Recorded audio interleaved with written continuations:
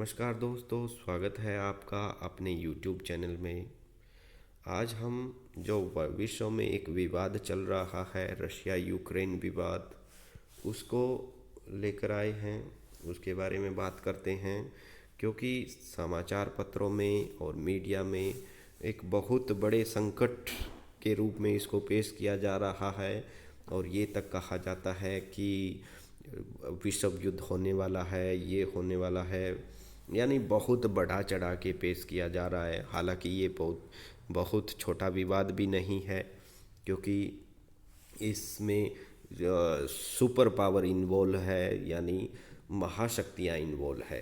तो क्या है यूक्रेन रूस यूक्रेन विवाद, और रूस ने दो प्रांत हैं यूक्रेन के, उनको देश की मान्यता दे दी है। यानी विश्व के मानचित्र पे आने वाले दिनों में हो सकता है दो नए देश बन जाए, क्योंकि रशिया ने तो उनको मान्यता दे दी है। तो ये सब जानने के लिए, यानी साधारण शब्दों में रूस यूक्रेन विवाद की जड़ों तक जानने के लिए आप मेरे चैनल से जुड़े रहें और लाइक करें, शेयर करें, सब्सक्राइब करें। तो चलते हैं रूस यूक्रेन के विवाद की जड़ें खंगालने के लिए। उससे पहले आपको मैं आगे बढ़ाऊं, आपको इन चीज़ों के बारे में थोड़ा नॉलेज होना चाहिए।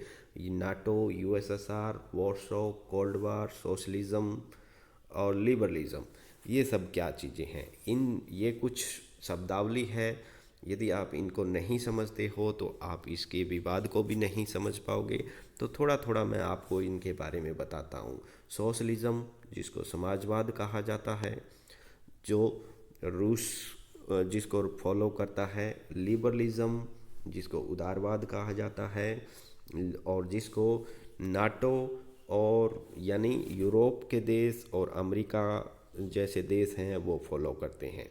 लिबरलिज्म, जिसमें व्यक्तिगत स्वतंत्रता की बात की गई है और प्राइवेट प्रॉपर्टी के बारे में, निजी संपत्ति के बारे में बोला गया है। यानी कोई भी व्यक्ति निजी संपत्ति रख सकता है, यानी व्यापार व्यवसाय की हर व्यक्ति को स्वतंत्रता रहती है। वहीं सोशलिज्म में निजी संपत्ति के बारे में कुछ भी नहीं है, यानी सारी संपत्ति है वो स्टेट की होती है। फिर स्टेट है वो अपने स्टेक होल्डर्स में, यानी अपने जो लोग हैं उनमें बांटता है, यानी उनको आवश्यकता के अकॉर्डिंग दिया जाता है। तो ये विचारधाराएं, यानी इन दोनों विचारधाराओं में हमेशा से विवाद रहा है।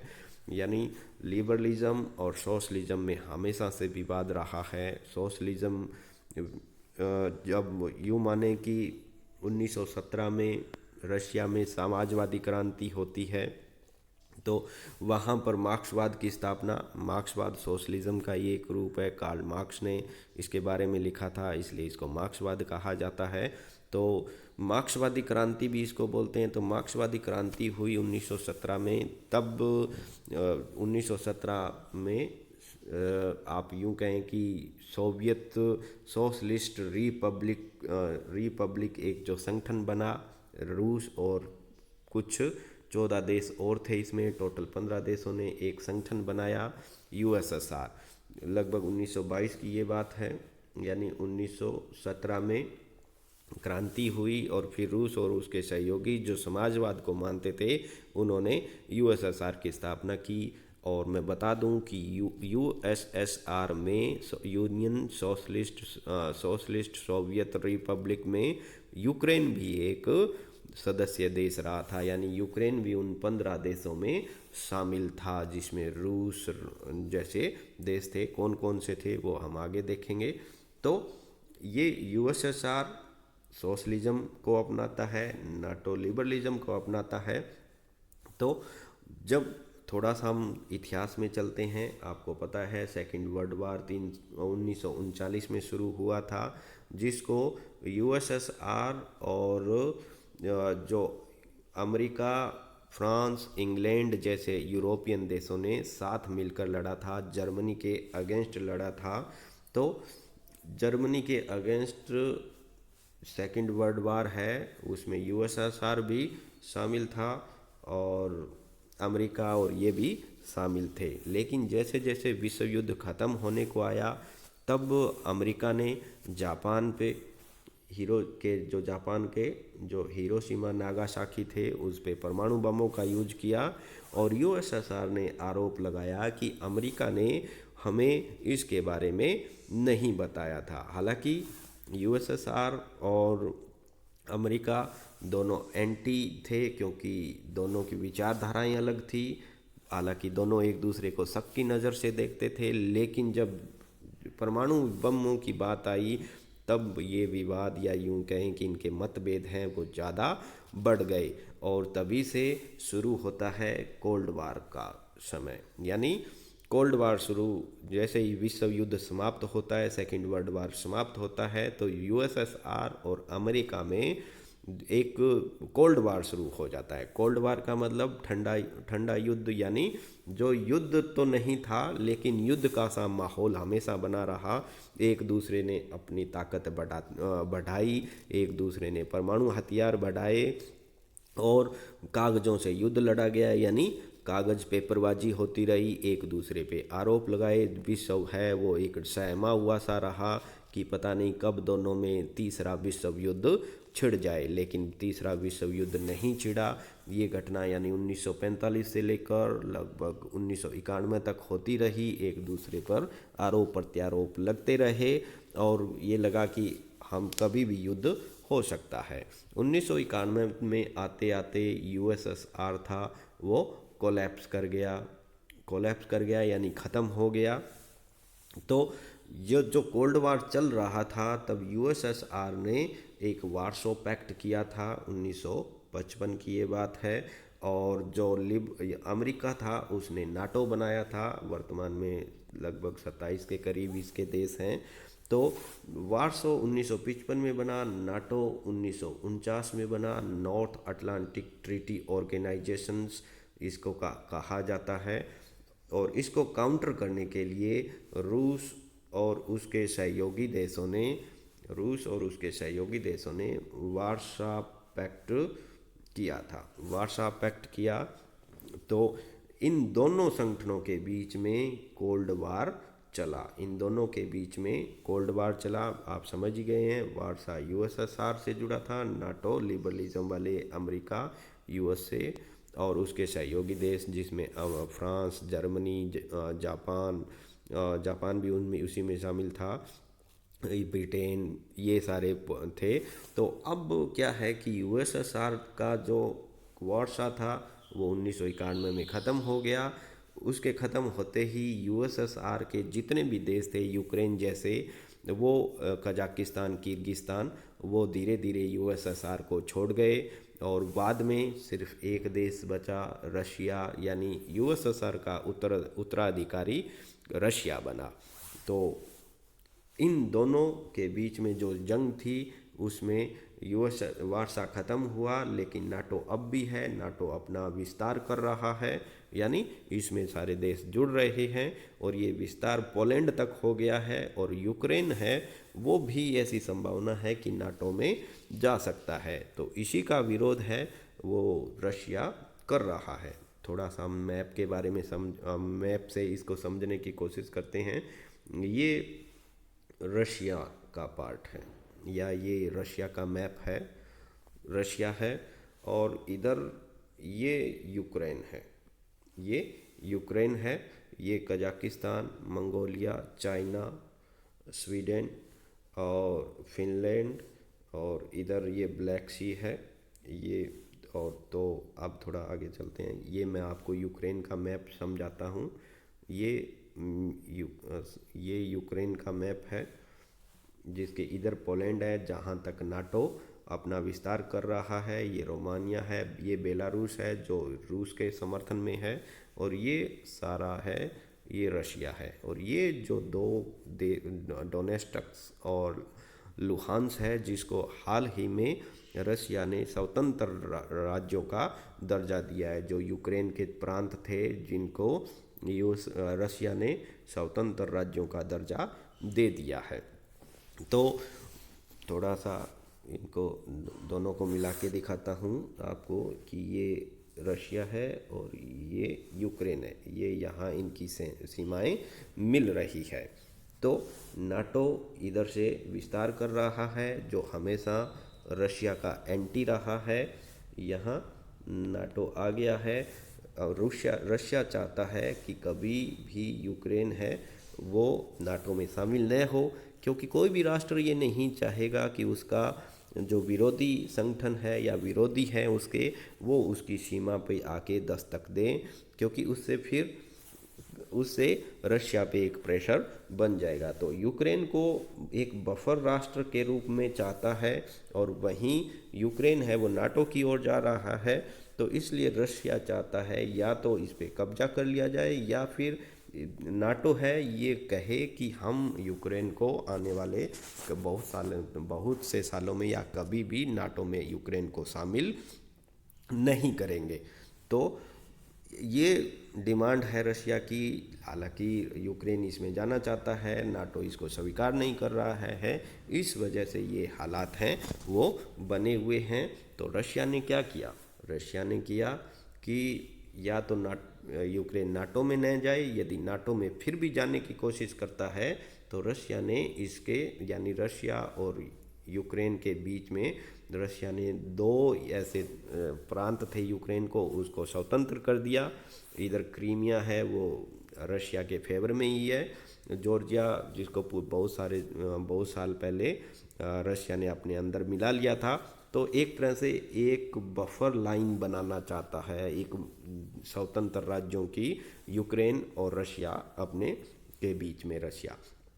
तो मैं आपको बताता हूँ कि आपने एक कहानी सुनी होगी या यूं कहें कि जिस तरह से नेपाल की सिचुएशन है जिसका फ़ायदा नेपाल अक्सर उठाता है भारत और चीन के बीच में, पाकिस्तान है उसकी जो जोग्राफिकल लोकेशन है उसका फ़ायदा हमेशा पाकिस्तान ने उठाया है, क्योंकि भारत को काउंटर करने के लिए चीन हमेशा उसको सहयोग करता रहता है। पहले अमेरिका चीन पे दबदबा बनाए रखने के लिए पाकिस्तान का सहयोग करता था। उसी तरह की जोग्राफिकल कंडीशंस होने की वजह से यूक्रेन को फ़ायदा भी हो रहा था, लेकिन अब उसको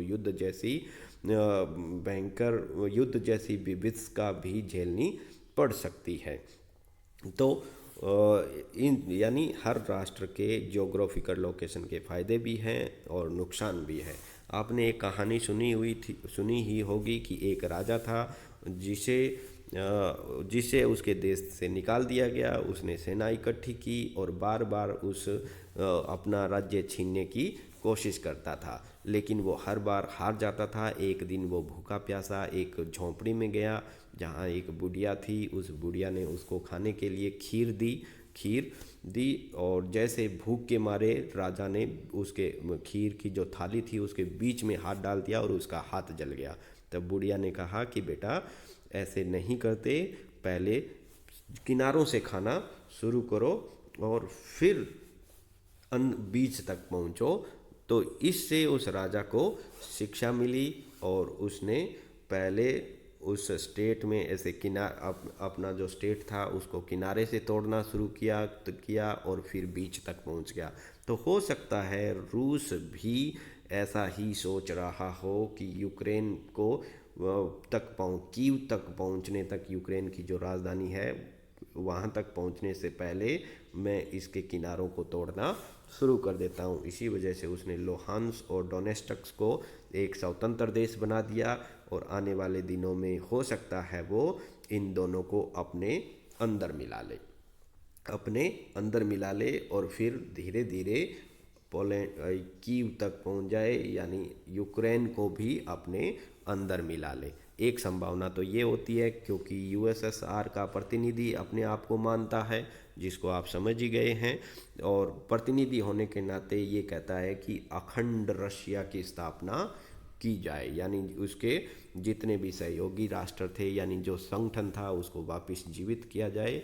और तो एक तो ये हो सकता है संभावना।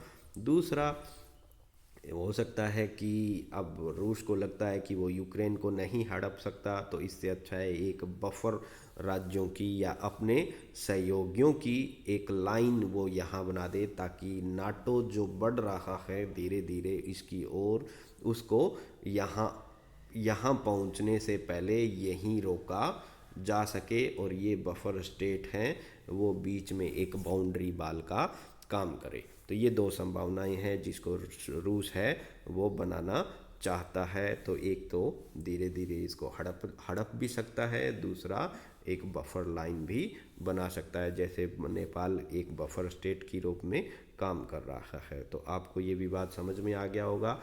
यूएसएसआर के बारे में जान लेते हैं। Union of Soviet socialist republics, जिसकी 1922 में स्थापना हुई थी, 1991 तक ये रहा था। इसमें कौन कौन से देश थे? Armenia 1 number, Azerbaijan 2 number, Belarus 3 number, Estonia 4 number, Georgia 5, और Kazakhstan 6, Kyrgyzstan 7, लतवानिया 8, Lithuania 9, Moldova 10, Russia 11, Kazakhstan 12, Turkmenistan 13, Ukraine 14 और उज्बेकिस्तान 15। यूक्रेन उस समय यूएसएसआर में शामिल था, जिसे यानी 1991 तक आते आते यूएसएसआर कोलैप्स कर गया, यानी जिसको 23 दिसंबर 1922 को बनाया गया था। कुछ लोग उसको 6 सितंबर 1991 में कोलैप्स मानते हैं, कुछ दिसंबर 26 को इसको कोलैप्स मानते हैं, यानी ख़त्म हो गया। और जो इसके सहयोगी जो 15 देश थे ये सारे धीरे धीरे इसको छोड़कर चले गए। रशिया को उत्तराधिकार मिल गया। तो अब रशिया चाहता है, हो सकता है कि रशिया इन सभी देशों को अपने अंदर शामिल करना चाहता हो, और उसका पहला उसका टारगेट यूक्रेन हो। ये मैंने जो 15 नाम बताए थे वो 15 यूएसएसआर के 15 राष्ट्र हैं जो यूएसएसआर में थे, और ये इनमें सबसे बड़ा रूस है, और ये यूक्रेन है, और ये पोलैंड है जहाँ तक नाटो आ गया है। तो नाटो को रोकने के लिए भी है वो जो रूस है वो कोशिश कर रहा है। अब वार्सा पैक्ट के बारे में पढ़ लेते हैं। ये Warsaw treaty organisations also known as a Warsaw pact, जिसको वार्सा पैक्ट कहा जाता है, जो 14 मई 1955 को में बनाया गया था। जिसमें सोवियत यूनियन और सेवरल ईस्टर्न यूरोपियन कंट्री, यानी ये जो यूरोपियन कंट्री है उसको ईस्टर्न यूरोपियन कंट्री बोलते हैं, इन सब ने मिलकर ये बनाया था, जिसके टोटल 15 थे। और नाटो को काउंटर बैलेंस करने के लिए इसका निर्माण 1955 में किया गया था। नाटो के बारे में जान लेते हैं। The North Atlantic Treaty Organisation as called the North Atlantic Alliance, यानी नाटो कहा जाता है इसको। ये एक तरह से इंटर गवर्नमेंटल मिलिट्री अलायंस है। वार्सा क्या था? पॉलिटिकल एंड मिलिट्री अलायंस था, और ये केवल मिलिट्री अलायंस है जो 27, जिसमें 27 European country, 2 north American country और एक यूरेशिया यानी यूरोप और एशिया के बीच की एक कंट्री शामिल है। ऑर्गेनाइजेशन का निर्माण 4 अप्रैल 1949 को किया गया था। ये वो जो 2 स्टेट हैं या 2 प्रांत हैं यूक्रेन के जिसको अमेरिका ने स्वतंत्र देश की मान्यता दी है। थोड़ा बताता हूँ, ये देखिए, ये जो 2 हैं डोनेस्टक्स और लुहांस, जिसको रूस ने अभी मान्यता दी है स्वतंत्र राज्यों की, और ये यूक्रेन है। तो हो सकता है आने वाले समय में इनको अपने अंदर मिला ले। तो भारत के क्या मायने हैं? भारत जैसे कि आपको पता ही है गुटनिरपेक्ष देश रहा है, तो भारत के सामने एक बहुत बड़ी समस्या है, वो रशिया की तरफ जाए या यूएसएसआर यानी नाटो के फेवर में जाए। तो भारत ने अभी बीच का रास्ता अपनाया है और बार बार बोल रहा है कि शांति से इस ऐसी समस्या को सुलझाना चाहिए। अब सबसे बड़ी समस्या ये है कि जो रशिया ने जो चाल चली है, डोनेस्टक्स और लुहांस को आज़ाद किया है यानी स्वतंत्र देश बनाया है, तो कल को चाइना और पाकिस्तान मिलके भी कश्मीर के बारे में कुछ ऐसा प्लान कर सकते हैं, या फिर अरुणाचल को लेकर या भूटान को लेकर या कैसे भी कुछ चीन ऐसी खुराफात कर सकता है, क्योंकि चीन को रशिया का सहयोग मिलने की संभावना है। या फिर ऐसा हो सकता है कि अमेरिका यूक्रेन को तो छोड़ दे और चीन को अपनी ओर बना ले, चीन को अपनी ओर बना ले ताकि रशिया को काउंटर किया जा सके। क्योंकि आपको पता ही है कि चीन और रूस भी दोनों समाजवादी देश है, दोनों एशिया पर अपना प्रभुत्व जमाना चाहते हैं। तो हो सकता है अमेरिका के साथ चीन का समझौता हो जाए कि आप एशिया को संभालो, मैं यूरोप को संभालता हूँ, ताकि रूस को कुछ किया जाए। तो इसमें फिर चाइना है वो भारत के लिए एक मुश्किल पैदा कर सकता है। तो भारत को यहाँ बहुत ही अवेयर रहने की ज़रूरत है और अपनी ताकत है वो बढ़ाने की ज़रूरत है, ताकि पाकिस्तान के साथ मिलकर चाइना में कुछ कश्मीर है में कुछ चाइना कुछ न कर सके।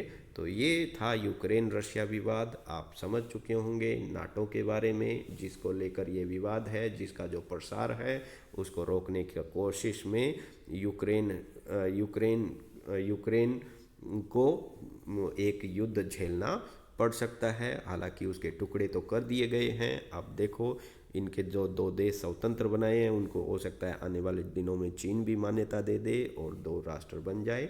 तो मेरी आशा है कि आप इस विवाद को अच्छी तरह से समझ चुके होंगे। Thank you. चैनल को लाइक करें, शेयर करें और सब्सक्राइब करें, ताकि ऐसी चीज़ें आप और भी आप तक पहुंचती रहे।